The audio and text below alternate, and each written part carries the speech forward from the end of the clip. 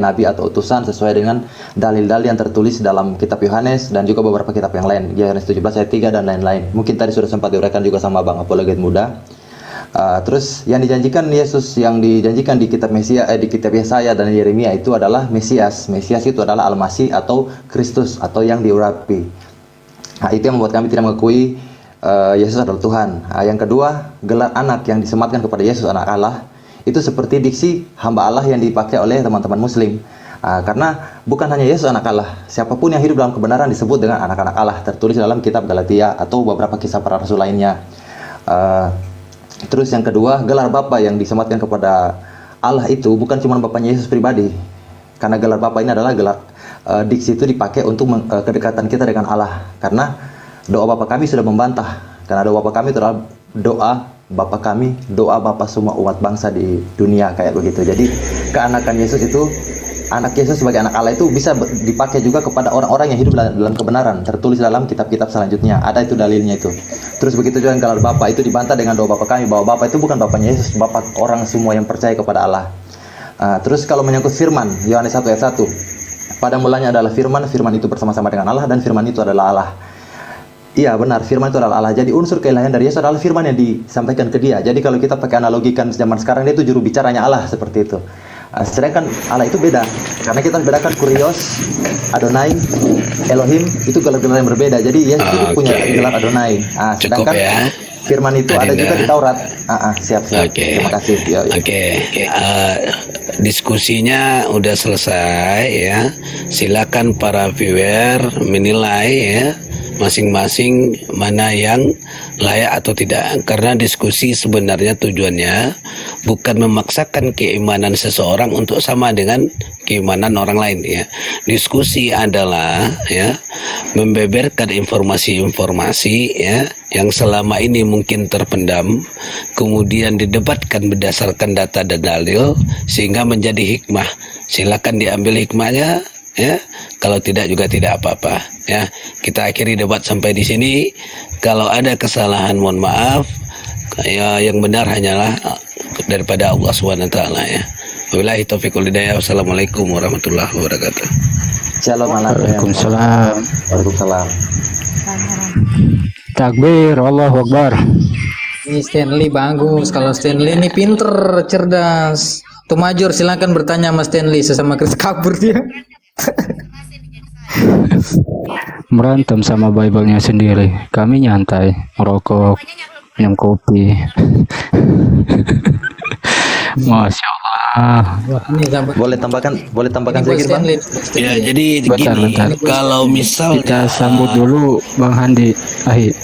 Kalau misalnya debat-debat kalau misalnya debat-debat kusir ya, penonton juga muak, kita juga muak di Komal. Makanya tadi saya berikan termen ya, supaya enak didengar. Nanti penonton bisa menilai mana yang gagap, mana yang tidak, mana yang pakai data, mana yang tidak gitu.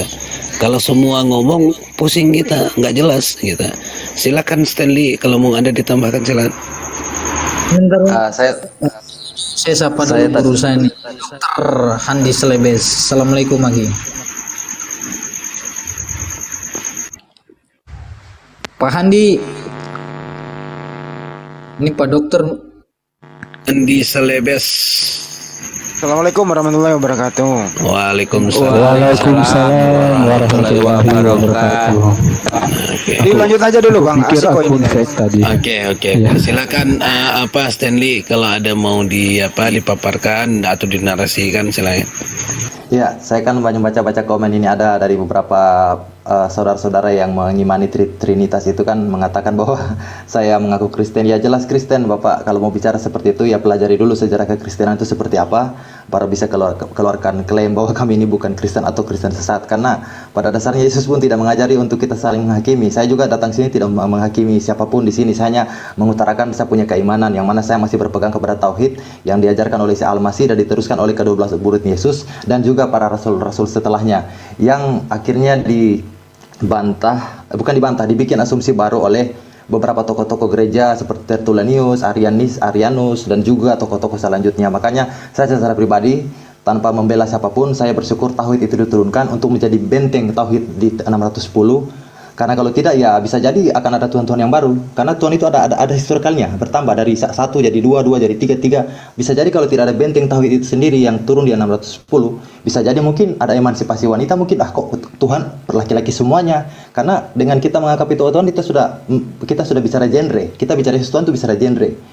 Kita sudah bicara ras karena dia itu orang Yahudi. Bagaimana dengan orang-orang yang kayak kita Melanesia, Austronesia, Melayu?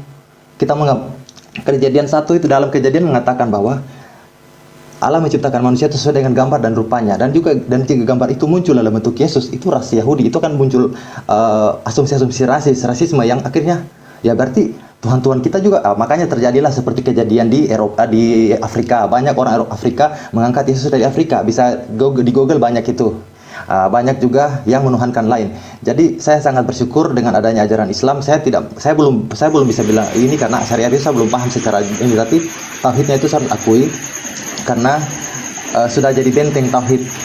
Karena banyak sekarang sekte yang bersumber juga dari Alkitab, di luar Kristen juga banyak sekte yang bersumber dari Alkitab. Contoh ada Satanic Church, itu mereka bersumber dari Yesaya, yang mana di situ ada bintang fajar, yang di Perjanjian Baru disebut iblis, yang muncul mencoba Yesus. Ada para kaum teologi ya, yang berasumsi dan membuat satu pemahaman baru dengan sekte baru, membuat dia menjadi Tuhan. Jadi ya saya bersyukur juga ada tauhid. Jadi walaupun itu sudah terjadi, tapi jadi benteng untuk tidak terjadi setelahnya itu, kayak begitu. Oke, jadi, ya. Itu saja. Buat informasi buat viewer di bawah, besok kita kembali lagi dengan diskusi yang lebih ini ya, yang lebih alot antara debater Muslim dengan debater Kristen. Jangan lupa untuk follow akunnya Lontong ya, nanti kita tiap hari akan ada diskusi-diskusi yang berbobot yang memberikan edukasi ya. Jadi terlebih dahulu saya mohon maaf, saya minta pamit dulu karena besok ada kerjaan ya. Nanti silakan dilanjutkan. Wabillahi taufiq wal hidayah. Wassalamualaikum warahmatullahi wabarakatuh. Waalaikumsalam. Warahmatullahi wabarakatuh. Ini Stanley, saya boleh tanya nggak Stanley? Boleh bang. Kalau menurut kamu Yesus itu sama dengan Adonai Elohim atau berbeda? Yang harus dibedakan itu bukan Yesus dengan Adonai Elohim. Yang dibedakan itu adalah Adonai dengan Elohimnya harus dibedakan bang. Berarti Jadi Adonai itu gelar, itu bahasa Ibrani Adonai, bahasa Yunaninya Kurios, itu gelar kepada junjungan. Yang akhir-akhir ini diterjemahkan jadi Tuhan atau Rabi. Nah, gelar itu bisa dipasang juga kepada Elohim karena Allah juga junjungan. Gelar itu juga bisa dipakai kepada Firaun atau kepada tokoh-tokoh yang dianggap junjungan oleh bangsa-bangsa zaman itu. Nah, gelar Adonai yang digelar kepada Yesus sebagai diterjemahkan bahasa Inggris di King James Version itu menjadi Lord. Masuk ke Indonesia di KBLI menerjemahkan dia menjadi Tuhan. Itu yang menjadi kesesatan yang mula menurut saya pribadi, mohon maaf kepada teman-teman yang lain. Itu menjadi akhirnya saya kan punya beberapa kitab yang beda tahun, versinya beda-beda. Jadi Adonai itu nama itu dia gelarnya Tuhan. Tapi kalau kita bicara Elohim itu adalah memang Allah itu sendiri. Allah itu sendiri Elohim atau YHWH atau Bapa dalam Perjanjian Baru, atau yang disebut dengan Allah yang disebut oleh para teman-teman dari Bani Ismail. Jadi itu linguit saja, tapi itu adalah sesuatu hal yang berbeda kayak begitu. Terima kasih. Mantap. Kita sapa dulu nih pengikut. Halo, selamat subuh. Aku Kristen Batak. Nah, silakan langsung pertanyakan apa yang kau butuhkan dari Stanley. Oke, aku mau bertanya sama orang Islam. Pertanyaanku simpel-simpel aja. Coba kalian jelaskan dulu, apakah Adam yang di Alkitab itu dengan Adam yang di Al-Quran itu adalah sosok yang sama? Silakan. Beda.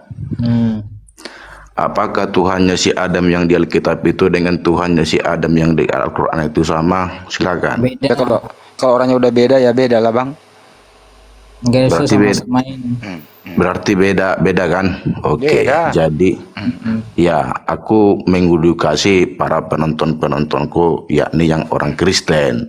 Bukan mengedukasi para penonton kalian yang Islam. Ntar dulu, jangan edukasi dulu, kita kasih alasan dikit bahwa kenapa beda.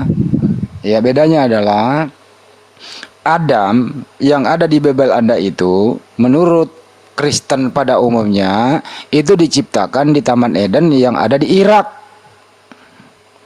Jadi Tuhanmu itu turun ke bumi ke Irak menciptakan Adam. Seakan di Islam nggak kayak begitu. Kira-kira itu perbedaannya, coy. Lanjut. Oke. Terus ada membawa dosa waris. Kalau di Kristen, di kami Nah, Tunggu dulu. tidak ada dosa waris. Tunggu dulu, aku dulu bicara. Kalau gimana sih?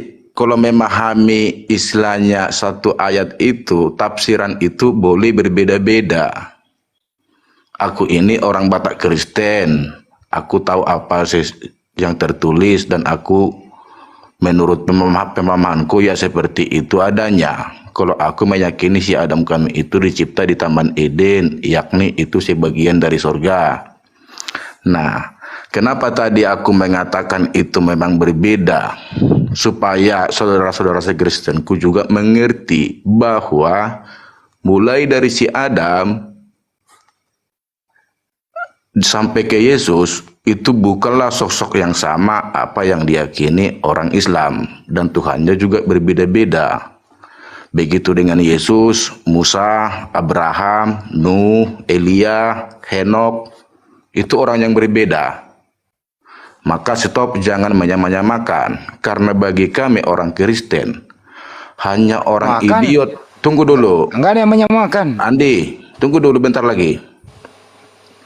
Karena bagi kami orang Kristen, sesuai yang tertulis di Galatia 1 ayat 8 sampai 9 bahwa di luar Alkitab itu bagi kami palsu. Maka kesimpulannya, tidak akan mungkin ada satu Tuhan berfirman ke dalam dua kitab suci yang berbeda. Ajarannya aja berbeda, penciptanya aja berbeda, surganya juga berbeda, dan semua berbeda. Maka stop, jangan menyamakan. Oke, silakan. Ya kalau Menyamakan siapa, Pak? nggak ada izin ya lah, Bang. Tadi kan dari awal kita jawab tidak sama. Terus Anda lagi ada yang menyamakan. Tahu, aku ini baru masuk ke sini. Gantian. Tidak ada yang menyamakan. Karena udah saya kasih penjelasan tadi. Kalau di Bible Anda itu, Bible-nya apa, perjanjian lama milik Yahudi yang Anda klaim menjadi perjanjian lama, padahal itu perjanjian utama Yudaisme sebagaimana tertulis Yeremia 31:31.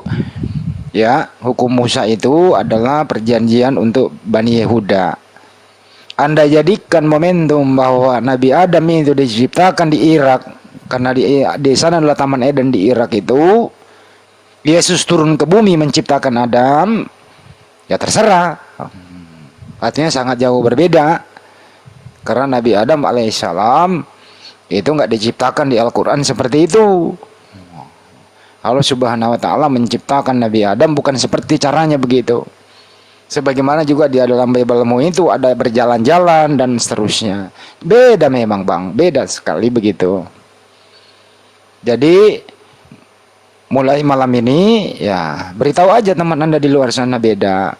Kedua, kalau Anda mengatakan siapa Tuhannya Nabi Adam di Bible-mu, ya beda. Yang disembah umat Islam, yang di Bible-mu ya. Yang jelas di Al-Quran semua para nabi, mulai dari Nabi Adam sampai Nabi Muhammad SAW ada tertulis 25 ya sembahnya adalah Allah Subhanahu wa Ta'ala. Clear and clear, Al-Quran itu tidak jiplak siapa-siapa, mandiri dan tidak niru-niru Al-Quran itu. Tapi berbeda dengan terjemahan kitab orang sebelah sana.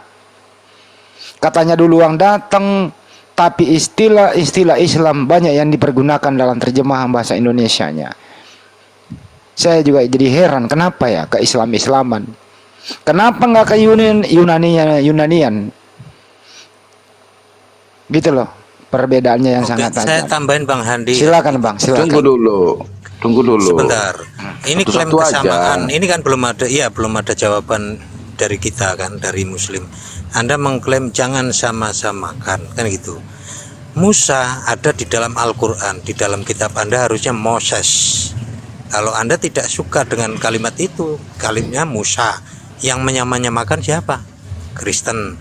Kalimat Allah tidak ada di dalam kitab Anda. Di kitab kami ada. Jelas Allah. Ya, siapa yang menyamakan? Kita cari yang sebenar-benarnya. Siapa yang menyamakan? Gitu. Silakan dilanjut. Kalau nama yang sama itu sah-sah aja, itu menurut bahasa masing-masing. Tetapi kalau orangnya jangan dikatakan sama. Oke, di situ kita udah clear, udah final kita di situ. Supaya jangan ada saudara-saudaraku yang Kristen yang sesat mengatakan itu sama, apalagi Yesus dikatakan Isa, apalagi Musa yang di Alkitab itu dikatakan Musa juga yang di Al-Quran itu. Makanya aku katakan sama saudara-saudaraku yang Islam, kamu botol. Sebab ada tertulis di Galatia itu, jelas tertulis ayat 1, 8-9 bahwa di luar Alkitab itu bagi kami palsu. Jadi kalau ada yang menuliskan hal yang sama, nama yang sama, bagi kami tetap itu palsu, bukanlah orang yang sama. Oke, Iya, gantian. Oke, silakan. Kalau ada terjemahan di Indonesia ini memakai istilah-istilah Islam, mohon maaf, saya bilang itu plagiat, maling, tapi tidak mau ngaku. Kata Allah ya dipakai, bungkusnya ya Alkitab kok dipakai, Nabi, Rasul dipakai. Saya mohon maaf, ini orang tidak punya harga diri, tidak punya jati diri. Mungkin malu mempergunakan istilah original text yang ada di Bible mereka. Mohon maaf sekali lagi, mudah-mudahan ini menjadi cambuk pada malam hari ini. Kalau Anda mempunyai harga diri sebagai seorang Kristen, janganlah mempergunakan istilah-istilah di dalam agama Islam, terutama penggunaan kata Allah itu. Karena di original text Bible Anda itu nggak ada. Satu kasus seperti yang tadi disampaikan oleh Pak Ansor, bahwa kalau di Bible Anda adalah Moses, kenapa terjemahan bahasa Indonesia yang menjadi Musa? Tolong Anda nanti berikan keterangan. Kenapa? Mesti harus ke Islaman. Kedua, kalau memang Nabi Isa alaihissalam Anda mengatakan tidak sama dengan Yesus, kenapa di terjemahan Bible Anda banyak sekali Nabi Isa? Terus kemudian kenapa banyak sekali nama gereja Isa Al-Masih? Ini aja dulu dua. Silakan Abang, mudah-mudahan Abang bisa meluruskan pada malam hari ini supaya Kristen di luar sana juga tersadarkan. Monggo. Oke. Justru kalian itu yang tidak tahu malu. Sang debater juga udah berapa kali membahas hal tentang ini, tetapi kalian tetap itu yang kalian pertanyakan. Karena apa? Karena tidak tahu malu. Kristen jauh-jauh hari sudah ada di Arab sana. Kalau kalian mengatakan kami menggunakan kata Allah, orang Arab Kristen juga jauh-jauh hari sudah menggunakan kata Allah. Jadi jangan kalian sok-sokan merasa-merasa itu kami kutip dari Islam. Enggak. Sebab Al-Quranmu juga mengatakan Waraka bin Naufal itu penulis Injil. Maka carikan kitabnya Waraka bin Naufal itu. Begitu loh. Saya jawab ya. Jangan dulu Bang, jangan Bang. Tunggu dulu. Jangan kalian cari kitab Injil yang dituliskan Lukas, Matius, Petrus, Yohanes, karena Allahmu tidak pernah mengenal para rasul itu. Dan orang itu bukanlah berbahasa Arab. Begitu juga dengan Musa. Musa tidak pernah sama sekali berbahasa Arab. Tetapi kalau Musa yang di Al-Quran itu, ya berbahasa Arab. Maka tentu orang yang berbeda. Silakan. Oke. Izin dulu Pak Ansor. Ini Musa lagi disebut. Padahal Musa itu adanya di Al-Quran. Moses. Gini ya, catat Pak. Moses. Kalau Anda nggak punya pulpen, tulislah pakai spidol di dinding. Moses. Di original text Bible-mu itu Moses, bukan Musa. Jangan ditiru-tiru Al-Quran. Satu. Catat. Yang paling memalukan di sini Kristen yang ada di Indonesia, terutama Bapak ini mengatakan kami yang malu katanya. Karena Kristen Arab udah duluan pakai. Ya itulah namamu nenek lu kiper lah. Bible itu tidak berbahasa Arab. Originalnya Bible itu terutama Perjanjian Baru berbahasa Yunani. Yunani, bukan Arab. Kenapa kalian berkiblat ke Kristen Arab? Apa hubungannya? Bible-mu itu Yunani. Nah, kalaupun Anda mau berkiblat Kristen Arab, Anda harus pakai bagaimana Kristen Arab siapa Allah itu. Menurut kitab Al-Munjid atau Kamus Al-Munjid, yang terbit bersama Alkitabul Muqaddas itu lahirnya nongolnya di abad ke-9 atau 867 Masehi. Al-Quran udah ada 200 tahun sebelumnya. Apa itu Allah di sana? Allah adalah ismu, nama, sembahan menurut Kristen Arab. Tapi sampai di Indonesia, kenapa jadi kebalik, menjadi proper name, menjadi generic name, bukan proper name, bukan nama pribadi sang pencipta, tapi adalah sebutan. Yang gabrul siapa anak-anak? Udah nyolong, gabrul pula lagi, kagak punya data.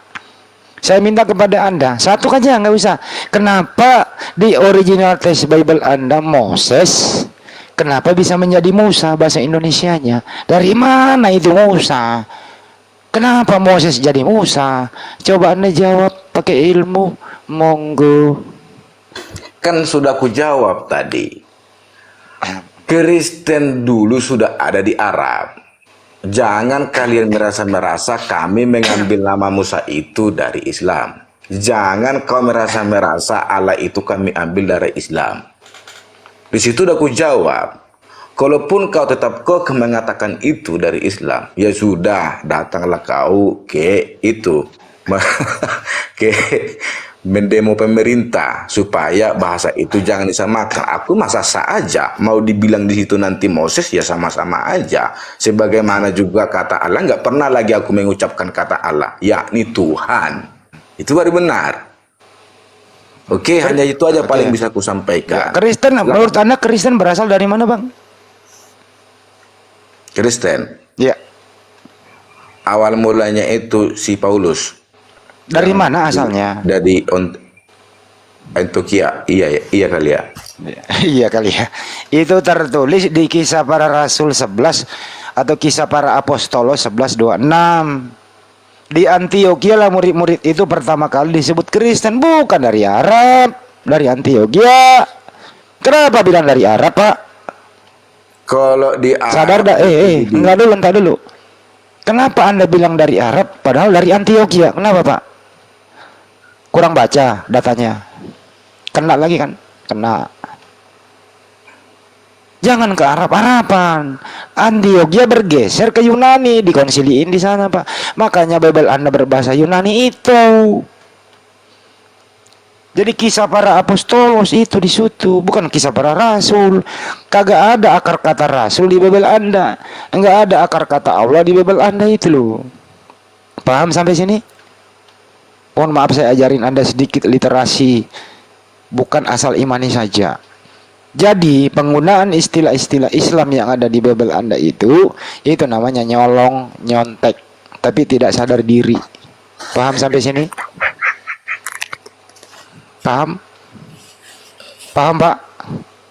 silakan dulu kamu bicara. Sudah saya silakan, bicara. silakan. Kalau Anda udah paham ya selesai. Kalau nggak paham saya bikin paham lagi. Nanti aku nyeletuk, kamu Ya, silakan. bilang tunggu dulu. Ya silakan. Nah, tadi kan sudah kujawab berkali-kali. Janganlah kalian merasa-merasa kami itu tidak pernah mengenal yang agama Islam. Aduh, stoplah. Jangan merasa-merasa. Dan Yesus pun tidak mengenal agama Kristen. Jangan dulu kau ke situ. Udah. Biarin aja dulu dia.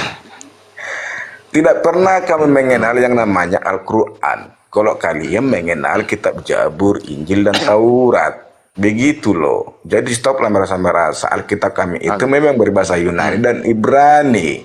Dan diterjemahkan menurut bahasa masing-masing. Terus kenapa terjemahnya ke Arab-Araban? Kenapa ke Islam terjemahannya, Pak? Kenapa? Kok Apa ke maksudnya? Islam? Kan udah kujawab tadi Kristen Arab. Loh, emang Kristen dari Loh. asal Kristen dari Arab? Kan dari Kalau di Antioquia. Arab, Emang Kristen berasal dari Orang Arab, nggak Pak? mudeng ya, orang nggak mudeng ya. Bukan. Kristen asal usulnya dari Yunani, terus ketika berdialog mengacu kepada Kristen Arab, ini orang apaan ini? Dikasih Pede nggak sih dengan dikasih literasi bahwa Kristen Arab, Ortodok Arab itu Allah itu adalah nama sembahan. Gitu loh. Begini aja Pak ya, saya edukasi ke Bapak nih.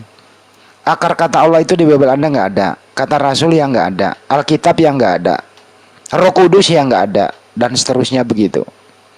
Nggak ada Pak. Lebih baik ke Yunanian aja. Contoh saya kasih aja deh. Di Yohanes 1, en harke en hologos, kai hologos en protontheos. Pada mulanya adalah logos, logos itu bersama-sama dengan Tuhan, logos itu adalah Tuhan. Baru tepat tuh Pak. Bagaimana dengan terjemahan bahasa Inggrisnya? Di sana God, God, God, God gitu loh.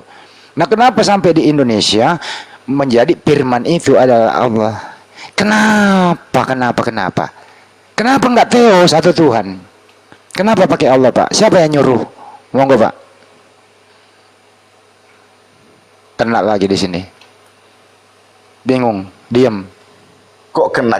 Bilang silakan biar ku jawab. Ya kamu udah Aduh. ngomong silakan Pak. Kenapa mesti pakai kata Allah Pak? Kenapa nggak Theos saja? Yang kau bilang tadi kenapa? Enggak kau katakan silahkan. Oh ya. Kenapa Pak? Kenapa? Silakan. Kenapa? Silakan. Sekarang ku tanya dulu kau. Loh, kok KBBI nanya balik? bahasa Indonesia Kenapa ada apakah kata itu Allah, Pak? berasal Kenapa dari nggak agama Theos? Islam? Tunggu Pak. dulu. Kenapa ini dulu Pak, diselesaikan dulu. Kenapa Allah dipakai? Kenapa nggak Theos saja? Kenapa? Malu. Aku juga bisa menggunakan kata Theos. Hanya saja aku tinggal di negara ini berbahasa Indonesia. Sekarang ku tanya dulu Emang kau. emang LAI dipaksa mempergunakan kata itu? Kenapa nggak diperbolehkan dan sudah disahkan? Ya kalau berarti kau nyolong nggak Pak. terima, Berarti tinggal nyolong. demo aja KBBI. Siapa yang sahkan Pak? Siapa yang sahkan? Lah pemerintah. Lo kok pemerintah? Apa hubungannya pemerintah dengan LAI? Nih, dengerin sejarahnya LAI. Anda diam. Saya kasih edukasi sedikit. LAI itu berdiri tahun 1954. Sebelum ada LAI, itu dipegang oleh Lembaga Alkitab Hindia Belanda selama 350 tahun menjajah Nusantara. Jadi Lembaga Hindia Belanda yang membawa Bible masuk Nusantara ini mulailah di sana diterjemahkan ke bahasa Melayu. Setelah hengkang penjajah ini meninggalkan Nusantara, berpindahlah Lembaga Alkitab Hindia Belanda ke Lembaga Alkitab Indonesia. Sekarang berada di Jalan Keramat Raya, Jakarta Pusat, Salemba. Jadi itu hadiah dari Belanda, penjajah. LAI menerjemahkan dari revisi ke revisi. Terakhir kemarin 1974 atau 72, kemudian yang paling update terjemahannya, revisinya adalah bulan Mei kemarin, TB2 2023. Anwar Chen dan kawan-kawan kepala penerjemah bersama dengan Edwin Pascalis, kalau nggak salah namanya pendeta, yang paling pintar semua di sana. Tidak ada intervensi dari siapapun menerjemah Bible ini. Benar-benar mandiri. Tidak ada yang mengintervensi. Mandiri dia menerjemah. Tapi di dalam kemandirian ini, kenapa harus membohongi kalian semua? Kenapa masih mempergunakan istilah Islam? Kenapa tidak mau pakai istilah Yunani? Silakan Anda jawab kalau punya ilmu, kalau enggak Anda diam aja. Monggo. Kok diam aja? Dengarin. Kalau kami menggunakan kata lapas Allah itu baru kamu patut salahkan. Tadi udah jelas aku bilang, kamu jangan merasa-merasa deh. Karena Kristen Arab jauh-jauh hari sudah ada di Arab sana. lagi di bawah. Nggak. Aduh, Aku bilang oke, aku bilang lain Nasrani. Nasrani lagi. Oh ya. Kalau yang di Arab sana kan yang mengakui Yesus kan Nasrani dibilang. Bang, sebentar sedikit ya. Coba tunjukkan satu literasi Kristen Arab Allah itu bukan nama sembahan. Coba tunjukkan Bang literasinya Bang. Nah, itu Kalau maksud namanya saya. bukan Maksudnya, Kristen. Coba Tapi kalau kami tunjukkan memahami dari literasi orang Indonesia Kristen ini, Arab yang mengatakan Tunggu dulu. Allah itu bukan nama sembahan. Sudah Tunggu tunjukkan dulu. Pak, literasi aja. Jangan ngarang di sini. Boroken. Tunjukkan Pak. Tunggu dulu. Makanya kamu yang untuk nyeletuk. Kalau apanya aku, tegasnya aku. Kalau aku bilang silakan baru jawab. Nggak tunjukkan Pak, langsung Pak literasi Pak. Saya nggak mau asumsi. Literasi. Anda Ya. tadi mau aku bilang Data, jadi pakai lupa data. aku. Karena kamu sudah motong-motong. Ya udah silakan Karon deh Pak, Oke, monggo Pak. kalau kami dari orang Kristen yang di Indonesia ini, kami katakan juga orang itu orang Kristen karena pengikut Kristus. Tetapi kalau yang di Arab sana bukanlah disebut Kristen, melainkan Nasrani. Sama dengannya Nasrani orang dari Nazaret. Begitu loh. Jadi kalau kami mengatakan itu kami ambil dari Nasrani itu yang di Arab sana, kamu bisa apa? Bisa nggak menggugat itu? Aduh. Sudah? Ya kan? Sebentar, Pak, sebentar, dikit saja Bang Andi, izin. Kamu harus bisa menjelaskan kalimat Allah yang di Kristen Arab. Di sana dipakai untuk nama sesembahan, Pak. Dengerin ya, untuk nama sesembahan, bukan gelar seperti di Indonesia, Pak. Ini yang ditanya dari tadi. Silakan, Pak. Iya. Kan udah ku jawab tadi. Jawab apa ngarang? Indonesia menerjemahkan sesuai dengan bahasa Indonesia, ya Allah. Terkecuali kalau kami juga mengambil lapasnya itu baru benar. KBB Indonesia kan ALA. Tulisan dari mana itu? Apakah itu tulisan dari Arab atau tulisan dari orang Indonesia? Gimana sih? Allah itu siapa Pak menurut Anda? Langsung aja deh. Allah itu siapa Pak? Di Bible Anda Allah itu siapa? Banyak Allah. Allah yang mana dulu? Apa Bukan, bedanya banyak dengan Allah. namaku? Ada namaku banyak di bumi ini. Banyak tapi Allah katanya. Orangnya yang mana? Kan begitu. Oke, Allah itu nama generic name apa proper name Pak itu Allah itu? Nah, bagi kami itu gelar. Gelar baik. Anda mengatakan itu gelar berdasarkan apa? Berdasarkan asumsi atau berdasarkan misionarisme? Kan Tuhan kami mengatakan kepada Saya Musa, tanya, Allah itu gelar berdasarkan apa? dengarin, jangan kau bertanya semaumu. Allah itu Anda katakan gelar berdasarkan Cukup kamu apa? bertanya, Cukup kamu bertanya, aku jawab. Ya tak jawab. Pertanyaannya apa? Jawabannya. Ya. Pertanyaannya apa Anda yang mau jawab? Pertanyaanmu sudah jelas. Apa? Belum ku jawab. Apa? Saya ulang ya, Tuhan bahasa kami Indonesia ya. mengatakan- Dengerin bahasa Indonesia. Tuhan kami Kalau Anda mengatakan- mengatakan Allah itu gelar, Tunggu, biar tunjukkan dijawab. datanya. Datanya mana? Kalau Allah itu adalah gelar, siapa yang ngajarin Anda? datanya. Tunggu dulu. Ya, cari. Ada di kita. Saya tunggu sampai 2 hari sebelum kiamat nggak nemu. Aduh, dengarinlah aku ngomong. Jangan ngomong kalau nggak jawab pertanyaan. Lah ini udah mau ku jawab. Ya, mana jawabannya Allah itu adalah gelar? Coba. Tuhan kami mengatakan kepada Musa. Allah itu gelar bukan Musa dibawa-bawa. Allah itu gelar. Mana datamu? Mohon kau tertib keledai. Anda stand dulu diam. Nggak nyambung dari tadi gue buang-buang Kau nggak waktu. nyambung. Mohon Nggak kau nyambung, tertib. ya nyambung. Aku Tolong belum selesai teman-teman bicara. didengarkan dulu baik-baik. Anda diam Oh, dulu. Anda nggak keledai. punya ilmu, percuma. Woi keledai. Mohon kau Sebagaimana tertib. tertulis di KBBI yang kita percaya, Allah itu adalah nama, bukan gelar. Ya. Kan udah ku jawab tadi. Nama juga. Tuhan dalam bahasa Arab. Silakan dulu kau berbicara setengah jam sampai. Nggak usah, saya nggak mau ngomong lagi sama kau, Nanti buang kau bilang waktu. silakan biar ku jawab. Mending aja turunin lah, nggak nyambung, percuma, nggak ada ilmunya. Gua nggak nyambung. Ya. Udah mulai kejang-kejang Ini kau nggak kan. ada ilmu, benar-benar nggak ada. Bener, serius, buang waktu Istilahnya loh. bahasa Indonesia kok. Bahasa Indonesia ini orang mana? Parmalin kali dia. Iya. Parmalin. Jadi Allah itu nama Tuhan dalam bahasa Arab, nama.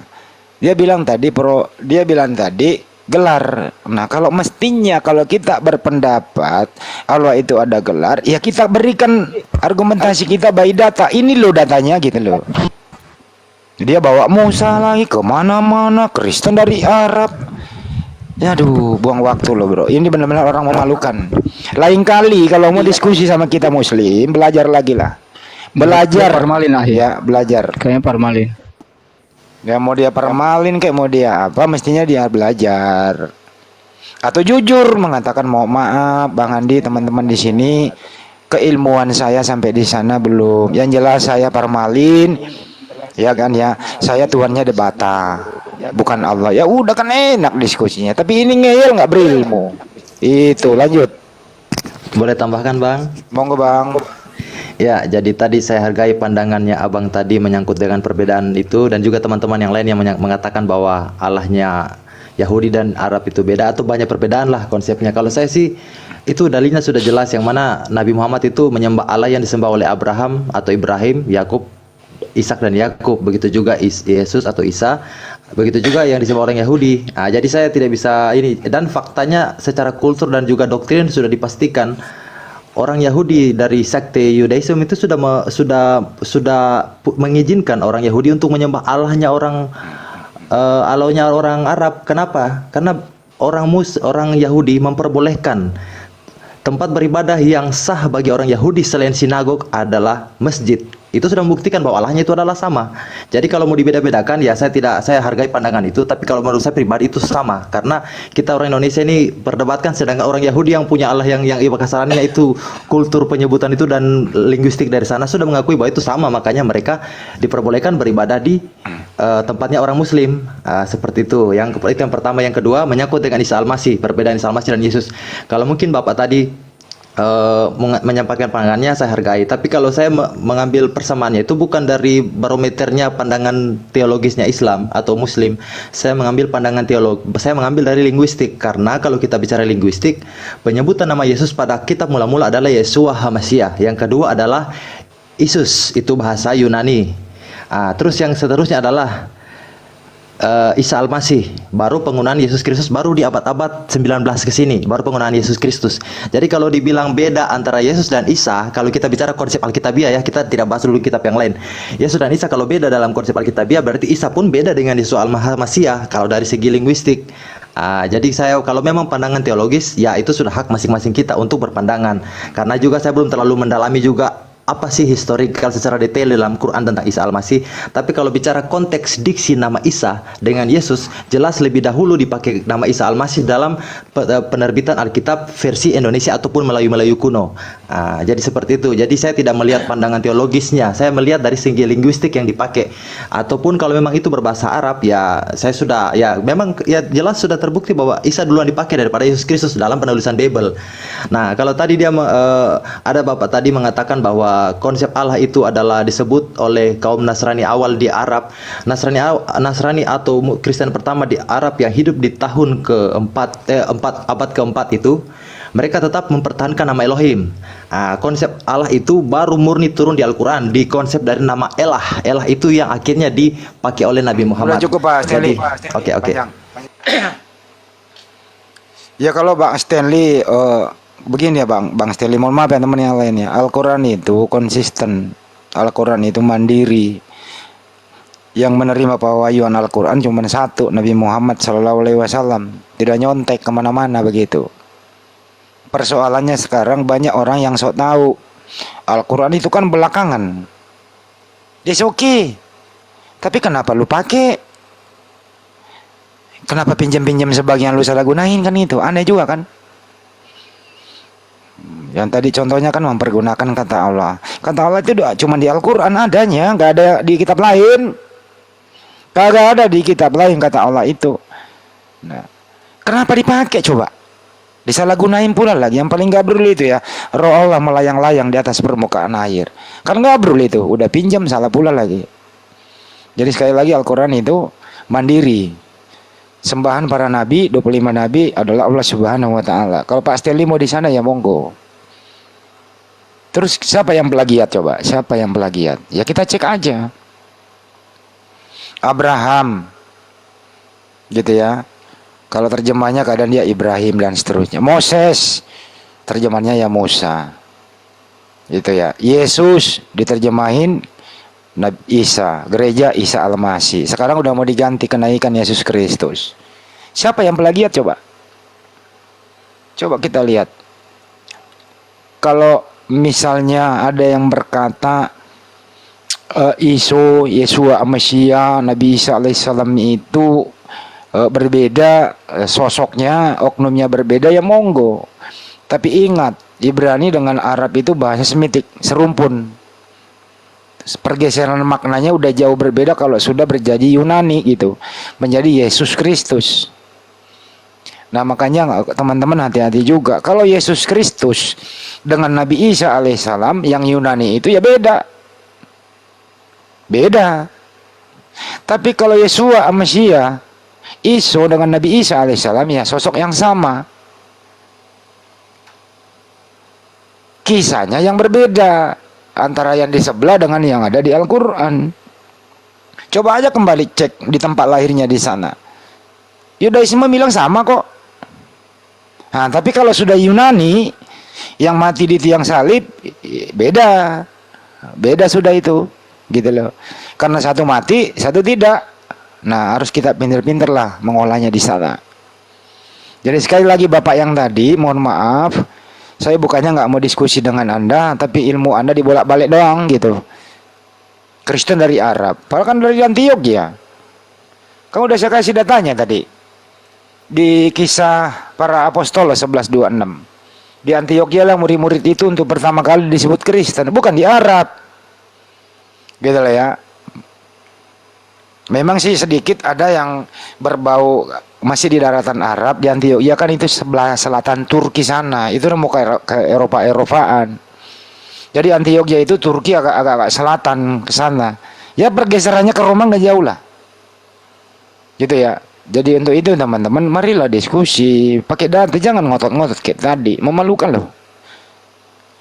200 lebih pendeta yang ada di Republik ini sudah menyusun suatu strategi ingin mengembalikan mungkin kemungkinan ke bawah di meja hukum atau kemana lah, yang penting mereka ini beberapa gereja dan sinode itu akan menggugat LAI supaya terjemahannya jangan sampai ke Islam-Islaman. Jadi terjemahan LAI mudah-mudahan tidak ke Islaman lagi. Baguslah kau mandiri loh, jelas loh itu.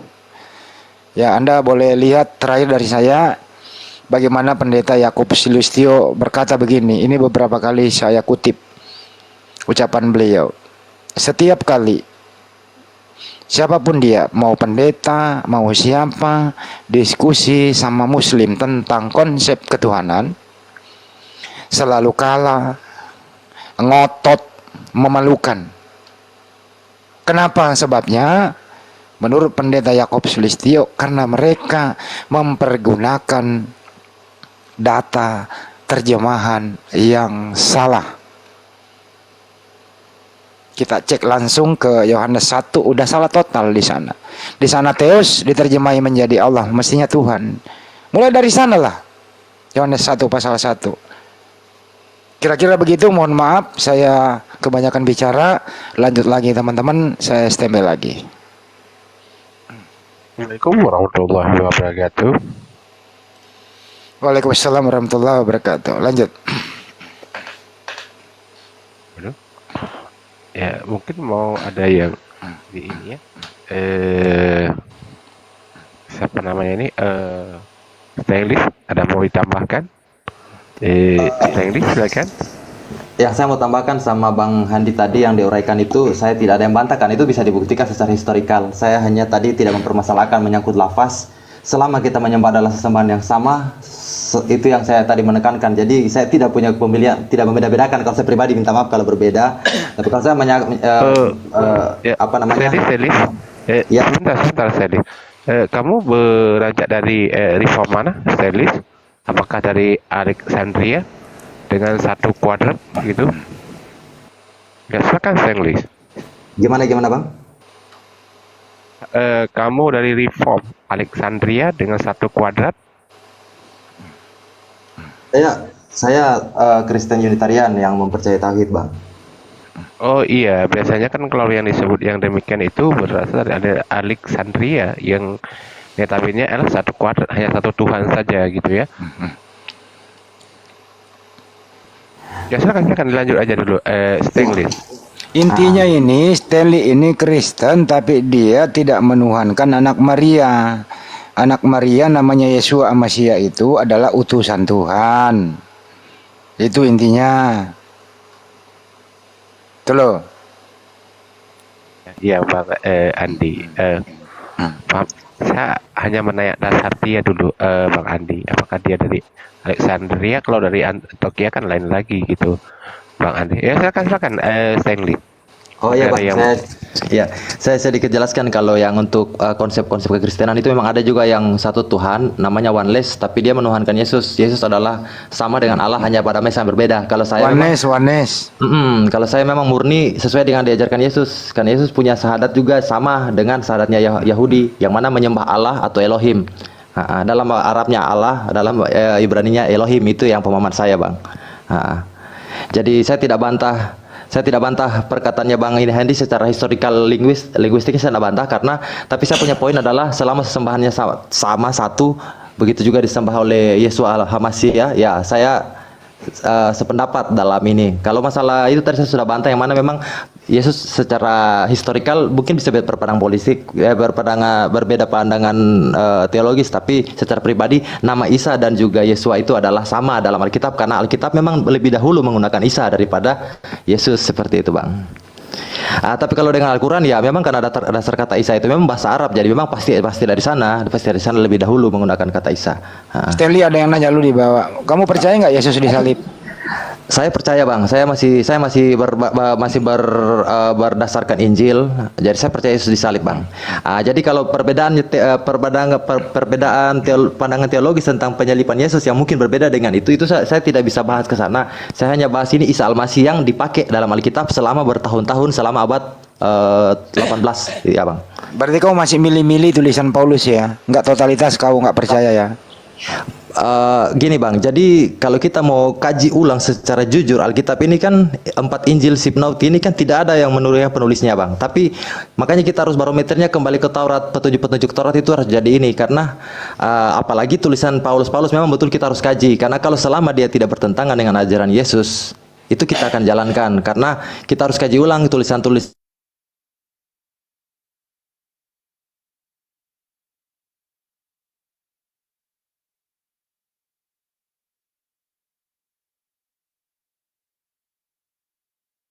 Ayat 13, Efesus 2 nomor 15, Roma 14 nomor 9, semua berfokus atas kematian Yesus Kristus di tiang salib. Pertama itu mengenai membebaskan manusia dari kutuk hukum Taurat dengan menjadi kutuk untuk kita, sebab ada tertulis, terkutuklah orang yang digantung di tiang salib. Penekanannya di sana. Kemudian Roma 14 nomor 9, dia mati dan bangkit kembali supaya menjadi Tuhan. Yang paling menekankan di sini di Efesus 2 nomor 15, sebab matinya ia sebagai manusia, ia telah menghapus segala perintah dan ketentuan hukum Taurat. Jadi tulisan Pauluslah ini banyak menekankan bagaimana iman Kristen berdiri di atas kematian Yesus di tiang salib. Kira-kira gitu Bro. Oke Bang, saya tambahkan Bang ya. Ya, jadi saya tidak membantah juga asumsi Abang atau pandangan teologis Abang. Bukan asumsi data Bro, bukan asumsi data.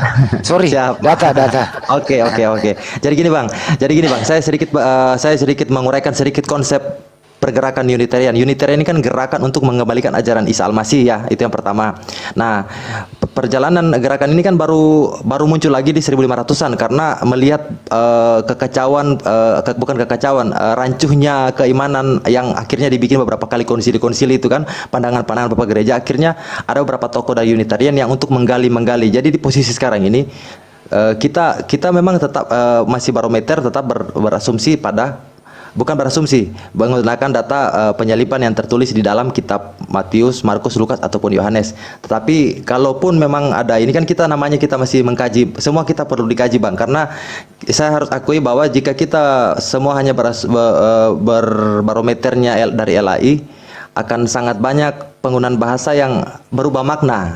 Jadi itu yang kita masih yang penting pada dasarnya sekarang kita beriman kepada Allah yang satu. Untuk kajian-kajian setelah itu masih sementara dalam proses pembelajaran Bang. Kita tetap berdasarkan Injil Matius, Lukas, Yohanes, Matius, Markus, Lukas dan Yohanes. Karena kita juga sampai sekarang memang kita sudah harus akui bahwa Matius, Yohanes, Matius, Markus dan Yohanes itu penulisnya itu kan kita harus tahu dulu. Nah, di sini kalau kita ikuti dari ensiklopedia Alkitab ini kan memang tidak ditulis siapa penulis 3 kitab itu, kecuali kitab Lukas. Itu sudah dinyatakan namanya adalah seorang tabib yang adalah sahabat Paulus. Nah, penulisan kitab Injil ini kan kalau dipelajari secara historikal memang dia bahkan ada yang setara dengan penulisan Kisah Para Rasul. Jadi banyak pengaruh dari tulisan-tulisan Paulus yang masuk kepada itu, makanya diprotes sama yang namanya Isaac Newton. Kitab Yohanes diprotes, bukan diprotes, dia mengkaji ulang. Dia seorang tokoh teologi yang mengkaji ulang kitab Yohanes karena dia berpandangan bahwa ini kitab ini adalah asumsi-asumsi dari para rasul setelah rasul para umat-umatnya Rasul Paulus, karena penulisannya sesuai tahun itu sudah di zamannya Paulus, penulisan kitab Yohanes seperti itu yang ditulis oleh Yohanes Markus namanya. Oke, cukup Bang. Ya. Terakhir dari saya nih, begini ya Bang ya. Karena Stanley ini udah selamat lah daripada musyrik. Selamatlah daripada Ten Commandment nomor 1, jangan ada padamu ilah-ilah lain. Jangan ada padamu sembahan-sembahan lain, kan begitu. Artinya hanya menyembah kepada sembahan para nabi. Anda selamatlah di sana. Cuma persoalannya Bang Stanley, kalau Anda masih percaya adanya pembunuhan Yesus di tiang salib, nah ini Anda juga perlu memahami bagaimana perintah Tuhan itu sampai detik ini. Baik orang yang ateis sekalipun pasti percaya bahwa nggak boleh membunuh. Apalagi sudah ada dalilnya dari Sang Pencipta berlaku seumur hidup di semua kitab suci. Dilarang membunuh, apalagi membunuh orang tidak bersalah. Cek aja Keluaran 20:13, Ulangan 5:17, Matius 5:21, Lukas 18:20, Imamat 24:17. Dalilnya sangat jelas di sana, dilarang membunuh. Artinya apa? Kalau dilarang membunuh, apalagi membunuh Yesus yang tidak bersalah, Yesus tidak ternodai dari dosa. Nah, kenapa masih diimani aja atas pembunuhan itu? Padahal Tuhan melarang membunuhnya.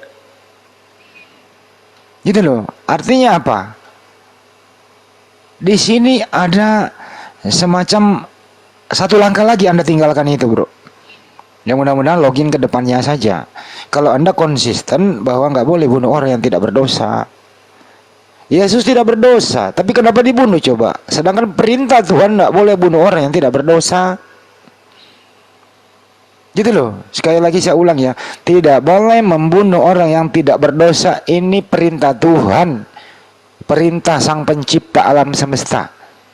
Nah, kenapa Yesus yang tidak berdosa dibunuh? Kenapa diimani? Bukankah Yesus berkata, berikan aku satu tanda. Yesus berkata, tanda Yunus 3 hari 3 malam di perut ikan. Begitu juga anak manusia 3 hari 3 malam di perut bumi. Bagaimana Nabi Yunus di perut ikan? Alive, hidup. Mestinya juga Yesus nggak pernah mati, hidup gitu loh.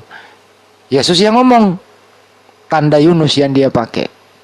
Tapi yang penekanannya tadi, sebagaimana data yang awal saya beritahukan, bahwa Paulus memang konsisten. Karena kalau Yesus tidak mati di tiang salib, kalian tidak punya Tuhan. Roma 14:9, Kisah 2:32, tidak ada yang menebus dosa kalian. Di sini problemnya. Silakan disimak dan dipilih sesuai selera masing-masing. Gitu Bro Stanley, monggo.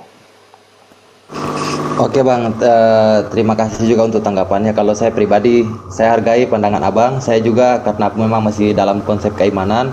Saya juga namanya manusia Bang, kita masih tetap belajar. Apapun itu kita akan coba mengkaji ulang semuanya konsep-konsep Alkitab ya. Konsep-konsep ini karena saya sampai sekarang ini masih berkeyakinan bahwa konsep penebusan itu harus terjadi dengan penyaliban Yesus itu kan. Tapi kalau kita berbicara logika, memang harus dikaji ulang karena kita harus jujur. Kalau kita kekristenan harus jujur dari konsep Alkitab yang terbit, yang sudah kita baca kurang lebih 1800 tahun terakhir ini kan sudah banyak perubahan daripada konsep kita asli. Bahkan naskah-naskah Injil yang informasinya di laut mati itu juga kan akan susah untuk kita gali. Kita hanya berasumsi daripada Injil, Matius, Markus, Lukas, dan Yohanes yang jelas di situ penulisannya sudah berdasarkan kehidupan pada zaman Rasul Paulus. Kalau kita ikut tahun bahwa contoh seperti kitabnya Yohanes Markus, ini bukan Yohanes murid Yesus, bukan. Ini mau Yohanes Markus yang itu sahabatnya Paulus yang menulis kitab Yohanes itu sudah tahun 90 Masehi. Nah, itu yang itu. Terus ada namanya Lukas, itu penulisannya sudah di tahun 80 Masehi. Nah, begitu juga kitab Markus yang pertama ditulis, itu pun ditulis sudah tahun 60 Masehi. Jelas sudah bukan pada masa Yesus masih ada di dunia ini. Jadi itu yang maksudnya kita masih kaji. Jadi saya hargai pandangannya Abang, tapi saya juga masih tetap berdiri kepada pandangan saya untuk saat ini. Tetapi tidak ada menutup saya punya ini untuk belajar lebih jauh, karena ya pada konsepnya saya datang ke sini untuk belajar. Terima kasih Abangku. Saya Bro Stanley mohon diingat baik-baik, semua para nabi itu mulai dari Nabi Adam, Nabi Isa alaihissalam, Yesus Amasia Isu, sampai Nabi Muhammad sallallahu alaihi wasallam, semua muslim. Apa itu muslim? Berserah diri. Gak ada para nabi Kristen, kagak ada. Termasuk Yesus Amasia, ibunya Pak Yusuf, tidak ada yang Kristen. Ini bisa dipertanggungjawabkan statement ini. Kedua, kalau kita sekiranya punya dosa, di ajaran Islam itu tinggal tobat nasuha, minta ampun kepada Sang Pencipta, kagak perlu pakai media, kagak perlu pakai darah apapun sebagai tumbal. Bypass langsung aja kepada Sang Pencipta. Kenapa itu dilakukan umat Islam? Karena melarang keras menduakan Tuhan. Minta langsung dalam sholatmu, minta langsung dalam saat-saat kau ingin minta kepada Sang Pencipta. Kagak perlu pakai media, kagak perlu pakai tumbal. Sekian dari saya, terima kasih. Assalamualaikum warahmatullahi wabarakatuh. Waalaikumsalam warahmatullahi wabarakatuh.